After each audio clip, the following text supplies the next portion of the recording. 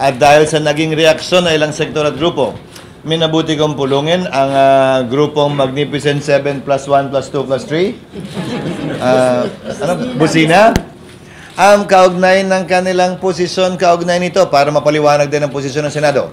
At sinabi ko nga sa kanila, ang layunin namin, ipagpaliban ito sa mga hindi pa handa, sa mga hindi pa tapos yung plan, sa mga hindi pa nakukumbinsin ng gobyerno. Hindi nila dapat ipagbawal o ideklarang kolorum itong mga rotang ito na hindi pa nagko-comply. 83% na ang nag-comply. Sila'y bahagi ng grupong 83% na nag-comply. Hindi ito dapat ma-postpone, hindi ito ang layunin namin gawing i-postpone ito. Magpatuloy lang dapat ito. Pero dun sa nananatiling humigit kumulang 16%, yan ang tinitingnan namin kung paano sila makukumbinsi, may engganyo, at may hikayat na sumama sa modernization ng hindi nagtatakutan, nag-iipitan, at nagigirian.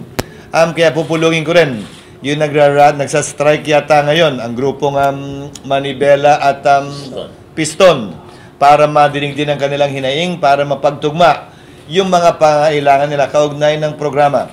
Maliwanag sa posisyon ng Senado, hindi kami tutol sa modernisasyon. Ito'y dapat gawin lamang ng tama, maayos, at nang may sapat na tulong sa bawat grupo na nag-consolidate, super at operator. Yun yung dahilan ng mahaba naming usapan kanina. Dahil nga, hindi naman perpekto yung programa.